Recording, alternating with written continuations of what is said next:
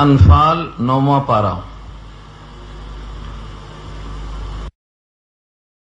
شروع ہو رہا ہے۔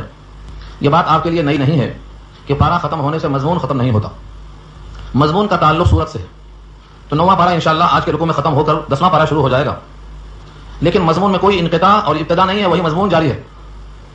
سورتوں کی تعین اللہ کی طرف سے ہے اور پاروں کی تقسیم بعد میں سورت کی خاطر کی گئی ہے، اس لیے اگرچہ نیا پارہ شروع ہوگا درمیان میں، لیکن مضمون وہی چل رہا ہے۔ اور چونکہ غزوہ بدر میں حق و باطل کا پہلا اظہار تھا، اس لیے اللہ تعالیٰ نے اس جنگ کے ایک ایک پہلو کو بڑی تفصیل سے خود بیان کر دیا ہے۔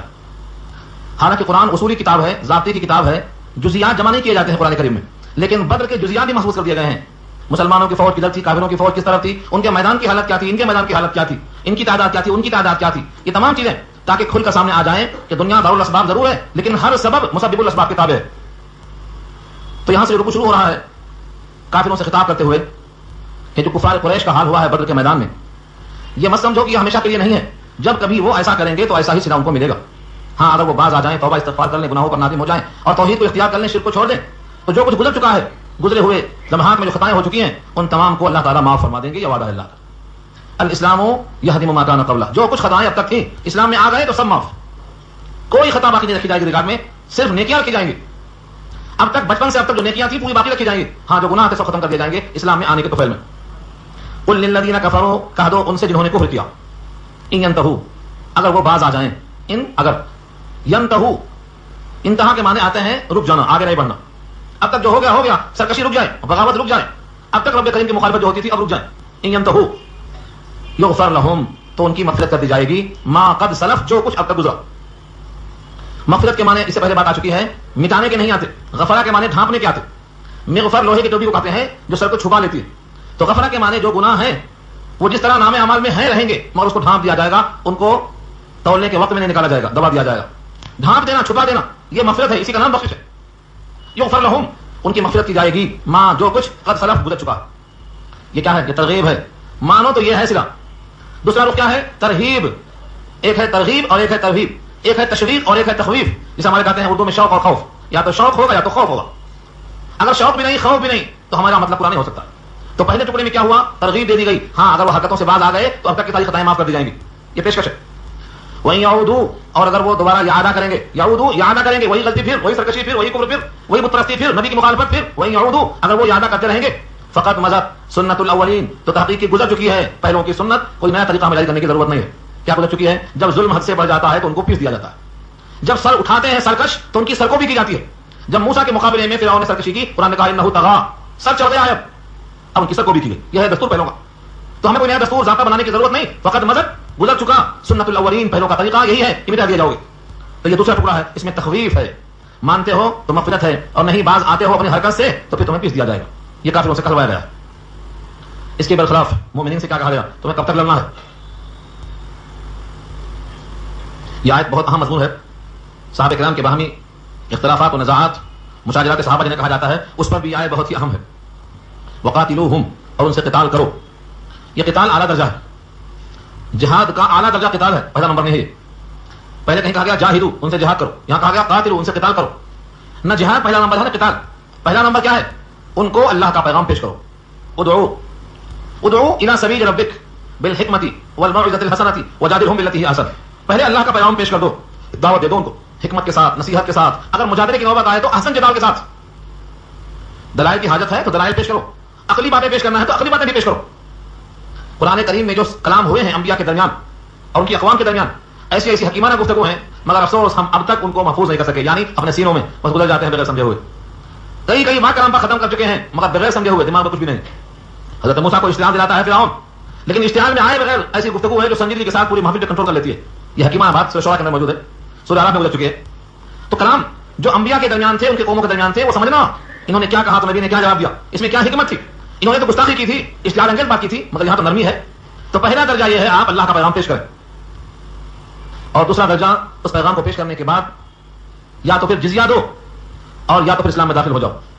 نہ جزیہ دینے پر راضی، نہ اسلام میں آنے کے بعد راضی، تب جہاد شروع ہوتا ہے، اور اس کے بعد اس کی انتہا ہوتی ہے، وہ قتال شروع ہوتا ہے۔ یہاں کفار قریش سے قتال کس طرح ہو رہا ہے آپ کو تفصیل معلوم ہے گزشتہ آیات کے ضمن میں، کہ کفار قریش کا مال جو ملک شام سے لوٹ رہا تھا، قافلہ تھا، بہت قیمتی سرمایہ کے ساتھ جا رہا تھا، اور یہ پورا کفار قریش کو تقویت پہنچاتا، کیونکہ معاشی قوت سے ہی انسان غرور میں آتا ہے.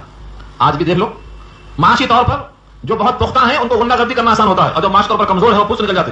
رشیا کو پیچھے بیٹھ گیا. رشیا پھس کیوں ہو گیا؟ کیونکہ اس کی معاشی قوت سے ہوا نکل گئی، دب گیا. دونوں میں سے ایک کمزور ہونے سے ایک ہی پہلوان میں کھڑے میں اب سارے عالم کو نچا رہا ہے. تو معاشی قوت بڑی اہم قوت ہوتی ہے. کفار قریش کا دماغ خراب اسی سے ہوا تھا. تو فیصلہ یہ ہوا کہ ان کا قافلہ یہیں پر روک لیا جائے تاکہ یہ مال مکہ نہ جائے اور فروخت ہو کر کے ان کی قوت کا سامان نہ بنے. اس کے واسطے اچانک نکلے تو نہ ہتھیار نہ کوئی تیاری نہ سامان. اچانک نکلنے میں کیسا ہوتا ہے؟ کیسا نکل گیا روزے. گنتے ہیں تعداد تو 313 ہے. بعد میں معلوم ہوا کہ یہ قافلہ تو دریا کے کنارے سے گزر گیا. قافلہ خطرے سے باہر ہو گیا. اور جو مکے سے قافلہ ان کے تحفظ کے واسطے نکلا تھا 1000 کا، 12 سرداروں نے کہا تھا یہ 1000 کا کھانا پینا رہنا سہنا آنا جانا سب ہمارے ذمہ ہے، لو پورا خرچ دے کر بھیجا گیا تھا. اب سامنے آ گئے وہ تو قافلہ جن کی خاطر آئے تھے چلا گیا. اب ان سے لڑنا ہے، ان سے یا ان سے دو میں سے ایک فتح ہونے والی ہے. یہ اللہ کا وعدہ نبی ہو چکا ہے. اب حکم ہوتا ہے کہ تم ان سے قتال کرو. اس قتال کی بڑی حکمتیں ہیں. اتنا قتال کرو کہ فتنہ ختم ہو جائے. وقاتلوہم، اور ان سے قتال کرو، یہی مراد ہے یہاں پر. یعنی جو مکے سے آئے ہیں تحفظ کے لیے ان سے، یا جو قافلہ گزر جا رہا ہے سامنے آ جائے تو ان سے. وقاتلوہم، اور ان سے مقاتلہ کرو، حتی، یہاں تک کہ لا تکون فتنہ، نہ رہ جائے فتنہ. فتنہ کی تفسیر مشارحین کا بہت طویل کلام ہے. ایک قول یہ ہے کہ فتنہ سے مراد کفر و شرک باقی نہ رہ جائے. پوری دنیا سے نہیں، کم سے کم جزیرۃ العرب سے کفر و شرک ختم ہو جائے. اس سے مراد یہ فتنہ کا کر، یعنی کفر ختم ہو جائے، شرک ختم ہو جائے، تب تک ان سے لڑو. اور دوسرا قول یہ ہے کہ فتنہ سے مراد کافروں کی طرف سے جو ایذا رسانی ہوئی تھی، مکہ میں 13 سال ستائے گئے تھے، یہاں تک کہ مکہ چھوڑ کے نکل جانا پڑا مدینے کی طرف، یہ ان کی ایذا رسانی ختم ہو جائے، یہ ہے فتنے سے مراد. یہ دوسرا قول ہے. تو ان سے لڑتے جاؤ یہاں تک کہ فتنہ ختم ہو جائے، یعنی ان سے کوئی خطرہ نہ رہے، ان سے کوئی اذیت نہ پہنچے، ان کی طرف سے کسی کفر و شرک کے اظہار کا موقع نہ رہے. وَيَكُونَ الدِّينُ كُلُّهُ لِلَّهِ، اور ہو جائے دین کل کا کل، سب کا سب اللہ کا. جتنے بھی ادیان ہیں ان میں اللہ نے دین اسلام کو پسند کر لیا. ان الدین عند اللہ الاسلام، جتنے ادیان ہیں ان میں سے اللہ نے دین اسلام کو پسند کر لیا ہے. اب جتنے بھی ادیان ہیں یہ سب کے سب دین، سب کے سب کس کے ہو جائیں؟ اللہ کے ہو جائیں، یعنی اللہ کے حکم کے تابع ہو جائیں. اتنا لڑنا. یہاں سے دو باتیں معلوم ہوئیں، فتنہ یعنی کفر و شرک دب جائے، کافروں کی اذیت ختم ہو جائے، اور سارا کا سارا دین اللہ کا ہو جائے. اتنا لڑنا. اس آیت کو سمجھنے کے لیے کئی مثالیں دی گئی ہیں. بخاری شریف جلسانے کے اندر کتاب التفسیر میں جہاں یہ آیت آئی ہے، اس زمانے میں جب مکہ کے گورنر تھے عبداللہ بن زبیر، اور یزید کی حکومت تھی کوفہ میں، اور ان کی طرف سے حجاج ابن یوسف نے مکے پر چڑھائی کر دیا. سن 61 اور 62 ہجری کا واقعہ. عبداللہ بن زبیر پر حجاج ابن یوسف نے مکے پر چڑھائی کر دی. مکے میں خونریزی شروع ہو گئی. بیت اللہ میں رکھی ہوئی وہ سینگ جو قربانی کیا تھا ابراہیم علیہ السلام نے بکرے کی دمبے کی شکل میں، جو جنت سے آیا تھا، وہ سینگ بھی اسی موقع پر جل گئی. اس موقع پر حضرت عبداللہ ابن عمر رضی اللہ عنہ موجود تھے. لوگوں نے جا کر ان سے پوچھا کہ آپ اتنا بڑا فتنہ ہے، ایک عبداللہ بن زبیر ابن العوام، یہ کون ہے؟ نبی صلی اللہ علیہ وسلم کی ساری حضرت اسما کے بیٹے ہیں. حضرت اسما ابو بکر صدیق کی بیٹی ہیں، اور نبی صلی اللہ علیہ وسلم کی سالی ہیں. ان کے شوہر زبیر ہیں، ان کے بیٹے عبداللہ بن زبیر ہیں. ان پر چڑھائی ہو رہی ہے.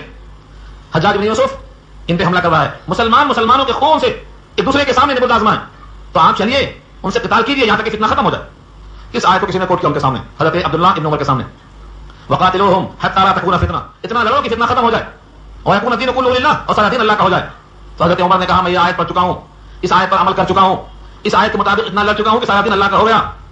اب اس کے بعد نبی صلی اللہ علیہ وسلم کے زمانے کے بعد، صدیق اکبر کے زمانے کے بعد، دھیرے دھیرے خلفائے راشدین کے زمانے کے بعد، اب جو مسلمانوں کی آپس میں جنگ ہے اس کا مصداق یہ نہیں ہے مسلمان سے لڑے، یہ نہیں ہے. یہاں مراد ہے کفر سے اتنا لڑو کہ کفر دب جائے، اسلام غالب آ جائے. اور الحمدللہ اسلام غالب ہو چکا ہے، لہذا اس فتنے کی خاطر لڑنے کی حاجت نہیں ہے. ہاں اس کے بارے میں تو یہ لکھا ہے جب مسلمانوں کا آپس میں فتنہ شروع ہو جائے تو اس میں کھڑے ہونے والے سے گھر میں بیٹھنے والا بہتر ہے. کیونکہ اگر ایک کی طرف حمایت میں آپ کھڑے ہوئے تو مقابل سے بھی ایک کھڑا ہوگا، اور اس طرح آہستہ آہستہ دو طرف صفیں بن جائیں گی اور مسلمان آپس میں دست قریبا ہوں گے. اس واسطے اس موقع پر تو کھڑا ہونے سے بیٹھ جانا بہتر ہے. جب بیٹھتے بیٹھتے تعداد کم ہو جائے گی فتنہ ختم ہو جائے گا. یہ حضرت عبداللہ ابن عمر نے کہا. مفتی شفیع صاحب نے یہی لکھا ہے ماتو قرآن کے اندر. اس کا اشارہ یہ ملتا ہے کہ فتنے سے مراد کفر اور شرک ہے، فتنے سے مراد کافروں کی اذیت ہے، مسلمانوں سے دست قریبا ہونا مراد نہیں لیا گیا ہے. وقاتلوہم، اور ان سے قتال کرو، حتی جہاں تک کہ لا تکون فتنہ، فتنہ باقی نہ رہے. ویکون الدین، اور ہو جائے دین. دین کسے کہتے ہیں؟ دین کے معنی مذہب کے نہیں آتے. مذہب تو بہت ہے. مذہب کہتے ہیں چلنے کی چال جس پر چل رہے ہوں آدمی، اس کو مذہب کہتے ہیں. جیسا روش ذہبہ سے مذہب اس میں ضرب ہے، چلنے کی جگہ. کوئی کہیں چلتا ہے کوئی کہیں چلتا ہے، ہر ایک کا مذہب الگ الگ ہے. مذہب نہیں القلب وہ مذہب، جس کا دل جدھر گیا اس کا مذہب ہو گیا. دین مذہب نہیں ہے. دین کیا ہے؟ دین اللہ کا بنایا ہوا قانون ہے جس کو نبی نے چل کر کے بتا دیا. الطریقۃ المسلوکہ، وہ طریقہ جس پر نبی چل کر دکھا چکے ہیں، اس کا نام دین ہے.